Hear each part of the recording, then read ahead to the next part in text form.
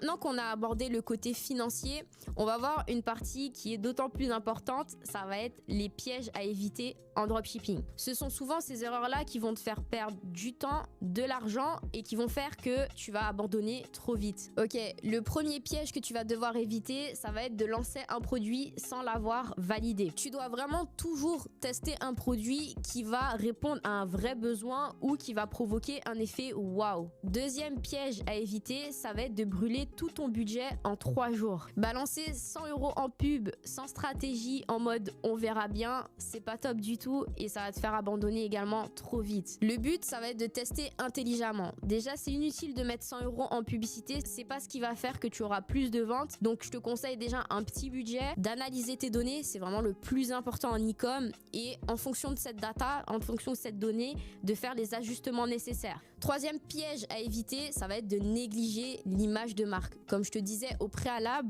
on ne peut plus se permettre de faire des sites comme en 2018. Il faut se professionnaliser. Les gens sont éduqués. Maintenant, ils savent reconnaître des sites de dropshipping. Un site bâclé, des fautes d'orthographe, un logo flou, c'est le meilleur moyen de perdre ton client. Aujourd'hui, les gens, ils veulent acheter sur des boutiques sérieuses. Quatrième piège à éviter, ça va être de copier les autres sans comprendre le process. Même chose que ce que je te disais au début, tu vois une boutique qui cartonne, ok, top. Mais si tu la copies sans comprendre le process, donc c'est-à-dire leur marketing, leur pub, leur audience, tu risques juste de copier quelque chose qui ne marche plus. C'est important en fait, quand tu fais ta veille concurrentielle, d'analyser pourquoi ça fonctionne. En fait, l'e-commerce, c'est de la curiosité. Il faut vraiment que tu comprennes la science. Pourquoi cette pub, elle a fait 1 million de vues?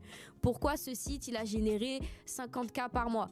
En fait, il faut vraiment être curieux. Cinquième erreur et la plus fatale, c'est d'oublier que c'est un business. Il ne faut donc pas penser que c'est juste une méthode rapide pour faire de l'argent rapidement. Tu dois gérer ton image, ton SAV, ton marketing, ta comptabilité et j'en passe. Si tu le prends au sérieux dès le départ, tu mets toutes les chances de ton côté. Faire ces erreurs ne veut pas dire que tu es nul, mais les connaître dès le départ, c'est déjà une façon de réussir plus vite et surtout avec moins de stress.